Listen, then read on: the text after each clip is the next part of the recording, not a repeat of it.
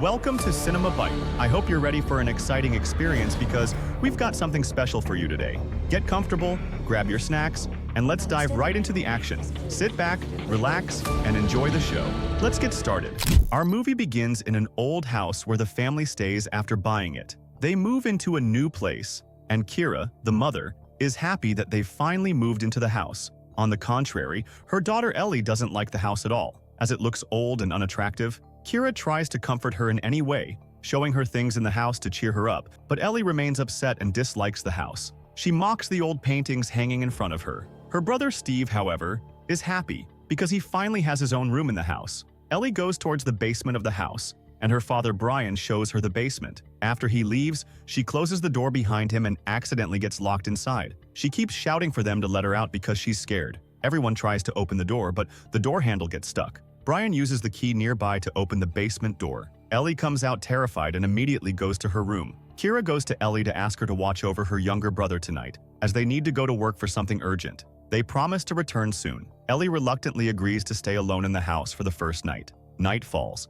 and Ellie is left alone in the house with her brother, who tries to scare her in every possible way. He suddenly appears in front of her wearing a strange mask shaped like a sheep skull. After she yells at him, she asks him where he found the mask. He shows her a hidden closet inside the wall filled with strange items and tells her that the previous owner said the house belonged to a witch who made a pact with the devil in hell. Inside the closet, they find a gramophone. They take it out and play the record inside. A voice begins to speak in riddles and incomprehensible words, mentioning a mathematical equation. Ellie turns off the gramophone and tells her brother to go to bed immediately. She then watches TV until her parents return from work. Suddenly, the power goes out in the entire house. Ellie calls her mother, telling her she's very scared and wants to leave the house. Kira tries to calm her down, telling her she needs to check the main electrical panel in the basement. She explains that if the circuit breaker is off, she should switch it back on because if her brother wakes up to find the room dark, he'll get scared and cry. Kira reassures her that the basement stairs are just 10 steps. Ellie goes down to the basement stairs, counting them to calm herself, but after reaching the 10th step, she keeps counting. 11, 12, 13, until she reaches 30 steps or more. Suddenly, the call cuts off. Kira gets worried and rushes home with Brian to check on Ellie. They go straight to the basement and turn the circuit breaker back on. But Ellie is nowhere to be found, neither in the basement nor anywhere in the house. They call the police after searching around the house and not finding her. The police inform them that teenage disappearances are common and that most of them usually show up after a short time, often staying with friends. The family searches the nearby forest. Later, she visits the police station to ask if there's any update. The detective informs her that they've questioned all her friends and reviewed all the surveillance cameras around bus stops and streets, but there's no trace of her. They also checked her social media accounts and found that she was being severely bullied by many of her classmates. The detective hints that Ellie might have committed suicide. Kira returns home and asks her son if they did anything unusual the night she disappeared. He tells her that the last thing they did together was play the gramophone behind her. Meanwhile, Ellie takes a UV flashlight to the house's basement,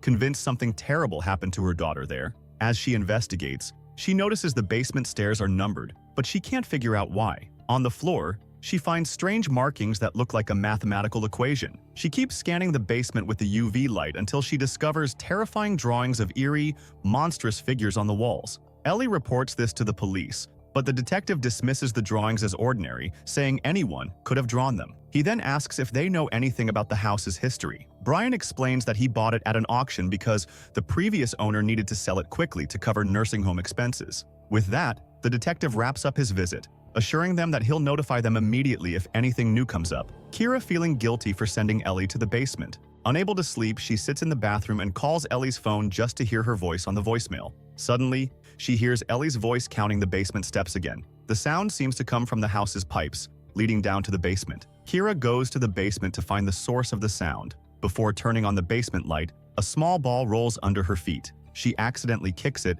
and it rolls down the stairs. Kira hears the sound of the ball rolling endlessly down what seems to be an infinite staircase. She spends the whole night awake, thinking about the mathematical equation on the basement floor and the symbols above the house's doors, but finds no answers. She contacts the realtor who sold her the house at the auction and learns that the house belonged to a woman, the daughter of a famous academic. The realtor promises to find more information. Kira shares the symbols from the doors with her colleague at work, who tells her they are Hebrew letters. Individually, they don't mean anything, but when combined, they form a word referring to a type of sea creature in Jewish mythology. Kira returns home to read more about the creature. Meanwhile, Steve is in his room playing. Suddenly, he gets up and starts counting, heading toward the hidden closet, whose door opens on its own. Kira hears him counting and rushes to him, asking why he's counting like that. He appears to snap out of a trance and says he didn't mean to count, he was just playing normally. Kira goes back to her desk and searches the name of the house's former owner online. She finds a news article about the mysterious disappearance of an entire family. She continues researching the house until night falls.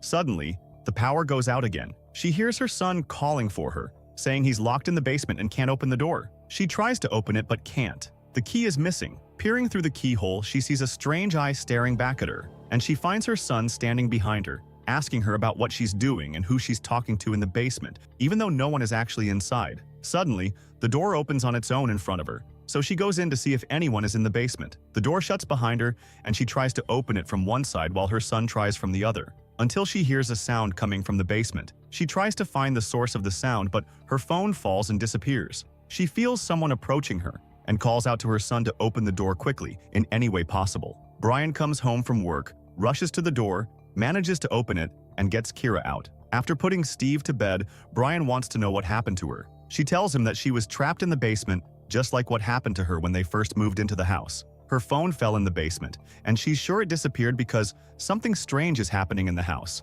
She also learned that the family who owned the house before them all disappeared, except for their daughter, who is still alive. She says her daughter disappeared just like that family and that there's a secret in the basement. Brian doesn't believe her because her story seems unbelievable. He goes down to look for her phone in the basement and finds a clump of hair thrown in front of him. He feels movement behind him, but when he turns around, there's nothing there. The next day, Kira goes to the National College of Mathematics, where Johnny, the house's previous owner, used to work. She asks about Dr. Remy, his colleague, who now occupies his old office. When she meets him, she gives him the equation engraved on the ground to understand its meaning. She asks if he knows anything about John, the old owner of the house she bought. He tells her that she must have bought the house from Rose, John's daughter, as she's the only one left after her whole family disappeared. He mentions that she likely hasn't recovered from what she went through in her life. Remy explains that her equation is very complex and difficult to solve because it indicates a hidden dimension within reality. It's acknowledged but undefined, and he can't determine if it's one dimension or multiple. He asks her to leave the equation with him, and he'll contact her if he figures it out. Kira returns home and finds her son playing with his toy airplane. When she activates her line in a new phone, she sees that Remy had called her several times. She calls him back, and he asks why she responded to him earlier, as she had just counted numbers and then hung up. She tells him that her phone was lost and her line wasn't working. He explains that her equation is incomplete, and he can't help her much. He discovered that a similar equation was engraved in a house in Belgium, where an entire family disappeared without a trace as well. That's all he could find. Kira tries to explain her findings to her husband, but he thinks she's gone mad because her words don't make sense. While they're talking, Steve is sitting alone in his room. He hears a sound coming from the closet and sees a disfigured face in front of him, causing him to scream. When his parents come, he tells them what he saw in the closet. Brian checks and finds the closet empty, but discovers a phone belonging to their daughter on the floor. At that moment, he starts believing his wife's story. They decide they need to reach Rose, John's daughter,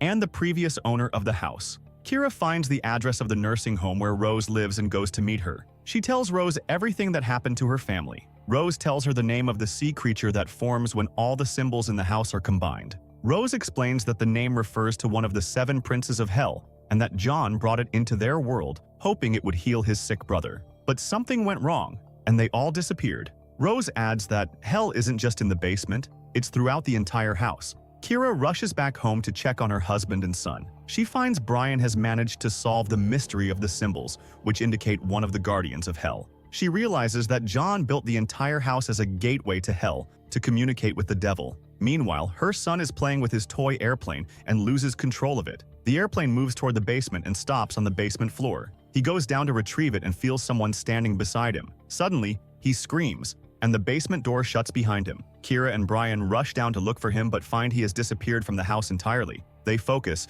and eventually hear Steve's voice counting numbers. They rush to his room and find him standing by his closet, his body burning hot, and he doesn't remember what happened to him. Kira tries to remove his clothes but finds the mark of the devil drawn on his body. Suddenly, Steve has a seizure in front of her, and she feels strange movements in the house. She finds herself paralyzed and unable to move. Steve continues counting down until he reaches 1 and declares that the devil has arrived. Kira hears a sound coming from the basement, so she hides under a table. As she tries to escape, she sees a strange creature standing in front of her. She runs to the basement, hoping to find her daughter. She rushes down the stairs, which seem to have increased in number, until she reaches a door and enters a long tunnel. She walks through it until she finds herself in hell, surrounded by people who look like they're dead. She searches for her daughter among them until she finds her and takes her back to the house. The creature chases her, but she quickly climbs out of the basement and shuts the door behind her with her daughter. Her flashlight falls into hell, and as soon as they exit the basement, her daughter regains consciousness. Kira embraces her and prepares to leave the house,